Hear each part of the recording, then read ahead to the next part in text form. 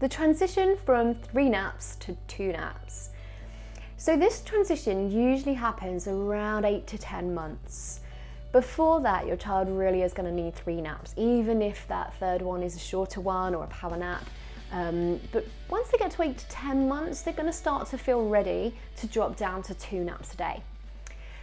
So what kind of signs are going to show that that's coming? Well, that third nap is probably going to either become harder to make happen, so the child just resists and you just can't get them to take a third nap, or they will settle for it, but it becomes very, very short and barely worth having. So those are signs that shift is on the horizon. Or perhaps they struggle to settle to sleep somewhere else a little bit, and it's because the timings need to shift slightly. So perhaps their second nap, they just really have a hard time settling for it. And it's because they're not actually ready, and instead of having 3, they're ready for that second one to be a bit later, leaving a slightly larger wakeful window between their first and second nap. So that could be another sign that this transition is coming. It's not too tough a transition. It's not like the 2 to 1 transition. That one can be a bit slower to take shape. This one usually does occur quite naturally, so it should be reasonably obvious. The signs will be quite clear, and that third nap does just drop away. So what are you aiming for once you get into that realm? You're looking for 3 hours of sleep roughly per day, spread over 2 naps. So once they can comfortably reach that quota of 3 hours total over 2 naps, then you know that they're quite comfortably on 2 naps. If they're each an hour and a half, brilliant, they're nicely equally balanced. They don't have to be. It might be that you have a 2 hour and a 1 hour. But ideally they'll be closer to, sort of half and half. The other thing to bear in mind is around this age they can do about 3 hours roughly awake in any one stretch. So just be mindful that they're not spending 3, 4 hours, 5 hours awake in one go regularly, because that will cause overtiredness. So for instance, if they're waking quite early in the morning, that first nap might need to be a little earlier than it otherwise would be. And the second one, and then again factor in where bedtime needs to sit to accommodate that. In an ideal world, a child that's sleeping somewhere in the parameters of a 7 till 7 night, they're going to do really well with naps in the day falling around 9:30 in the morning and around 1:30 in the afternoon, approximately. They're really good windows for those 2 naps, for a 2 nap schedule. Doesn't always work that way, I know, and lots of little ones do wake earlier than that. If they wake any time from 6, then it's fair enough, it's good, it's morning time, and I would still aim for roughly a 9 o'clock first nap.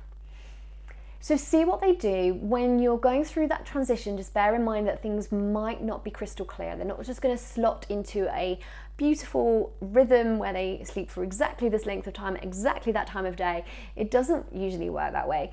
The chances are you'll find that it slightly moves and shifts, and then it starts to settle into a pretty good pattern. But there'll be days where they're disturbed early from a nap, or they sleep longer because they're having a bit of a catch up, and that's okay. That's absolutely fine. If they're doing that, it's probably because they need to.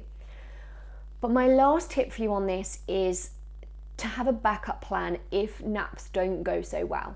So if you don't get that 3 hours in the day, let's say you get an hour in the morning and then an hour and a half in the afternoon, and you think, we're just a little bit short today on sleep, just bring bedtime forward a little bit. Just put them down to bed a little bit earlier. Half an hour earlier might be enough. Up to an hour earlier is fine. I wouldn't move bedtime more than an hour earlier, because then you're moving the whole night effectively.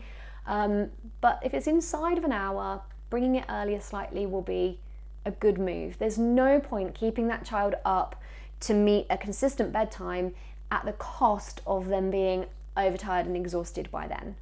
One of 2 things will probably happen. They'll either get a second wind and be quite ramped up and then resist bedtime, or they'll be so tired that they'll just be zonking out to sleep without much awareness, and before you know it, they've lost the practice of settling themselves to sleep.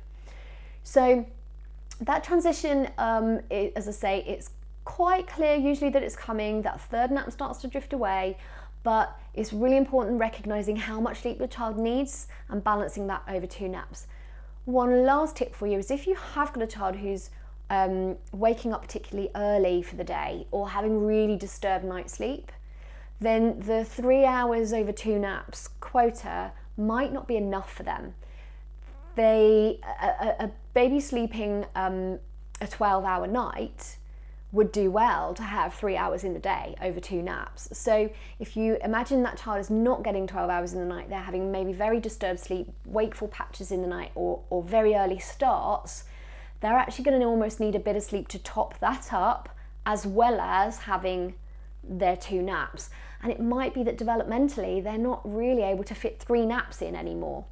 So you could either try extending that nighttime sleep if they're an early riser, so working on a resettle to try and get them to finish off the night sleep and then go ahead with your 2 naps in the day.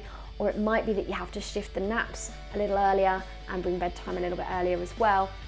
Not permanently, it could just be for a few days while they replenish some of that lost sleep. Okay, so that's your transition from 3 naps down to 2 around the 8 to 10 months mark.